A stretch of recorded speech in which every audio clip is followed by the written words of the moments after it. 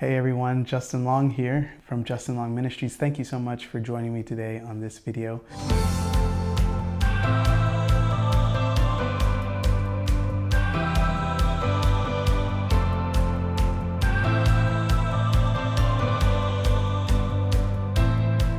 In this video, I want to talk about the discursive nature of prophecy. A lot of people in the church today don't understand this aspect of prophecy. Most people have heard teachings on that prophecy is conditional, right? It's partial, it's progressive, all these things. Those are all true. But the fact is that the Bible also teaches that prophecy is discursive. I'm going to read the definition here on what discursive means. Discursive is defined as randomly moving from one subject to another with no particular reference to timing or sequence.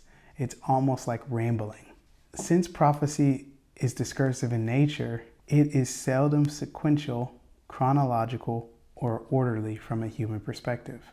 The prophecy also may contain huge time gaps and can even come to pass in reverse order. When I first heard about that, I was like, wow, this is surprising. This is like, I didn't know anything. So it can be spoken in one apparent order or sequence and come to pass in a completely different one. It can be spoken, for example, 1, 2, 3, 4, but may come to pass in 4, 3, 2, 1 order.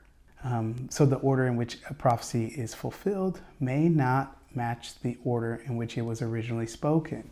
This isn't huge because I have prophecies in my life that I know that, like, man, it said this and this and this, and then these things came to pass and then this hasn't. And you can start to think, wow, is this even an accurate word? Is this a true word from the Lord? So even the most skilled prophet does not always fully understand the timing or the order of what he is speaking. He may find it difficult, if not impossible, to clearly distinguish between past, present, and future when prophesying. In addition, like I said before, there are huge time gaps within one prophecy. There can be. The prophet may even speak a word that overlaps or jumps back and forth in time, creating a non-sequential prophecy. So why is that? Why is this? Because prophecy is discursive. It's discursive in nature. Did you know also that prophecy can have a number of totally unrelated subjects in one prophecy? One prophecy can hit on multiple different areas in your life, and you're thinking, wow, this doesn't seem to make sense. This doesn't have any sense of order. But God, He knows what He's doing. He knows what He's speaking, what He's saying. So it's a subject matter that can run back and forth, providing seemingly random bits of information, at least from a human perspective. The good part about it is that we need to rest and know that, okay, God, who's eternal, He's an eternal being. He stands outside of time. Even though to us as humans, a prophecy can sound discursive, but to Him, it reflects His perfect timing. It reflects His perfect order. So we need to realize in one prophecy, like for example, if you look at Luke 4:16 through 20, right? In that passage that you're talking about, he reads the whole scroll, right? Or he reads Isaiah. And he says that the Spirit of the Lord is upon me, right? He has anointed me to preach the good news to the poor, to bind up the brokenhearted, to set captives free, etc., etc., etc. Jesus stops at the point where it says, and to proclaim the day of vengeance of our God. Why did Jesus stop? It's because the timing for that prophecy. In Isaiah's prophecy, when Isaiah prophesied about the Messiah, that the Spirit of the Lord would be upon him and what his mission was, what his calling was, the purpose for which he came, he went in, Isaiah talks about, he goes into it. And I'm going to read that. In Isaiah 61, he says it.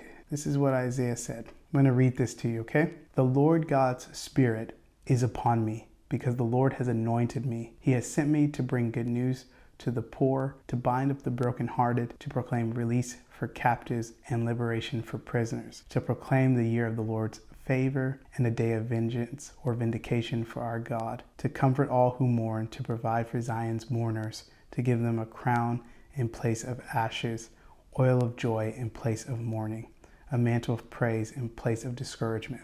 So Jesus takes the scroll of Isaiah in Luke, and he's reading this in the synagogue and the temple, reading his mission statement, reading his purpose, why he's there. He stopped at, and a day of vengeance of our God. Because you know what? It wasn't, the day of the Lord wasn't there yet. That prophecy is yet to be fulfilled, that aspect of the prophecy. Jesus focused on the first couple of verses when he said, the Spirit of the Lord is upon me. Jesus speaking of himself, because the Lord has anointed me. This is Jesus. He sent me to do what?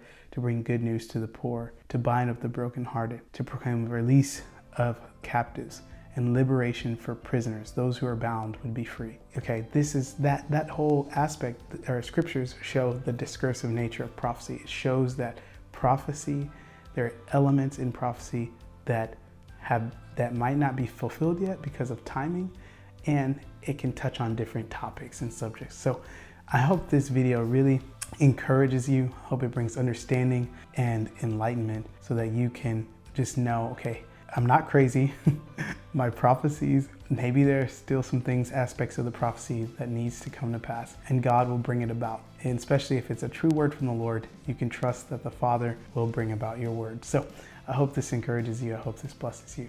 Thank you so much. Please, like I said, share, like this video, comment. Please stay tuned for the next video as well. God bless.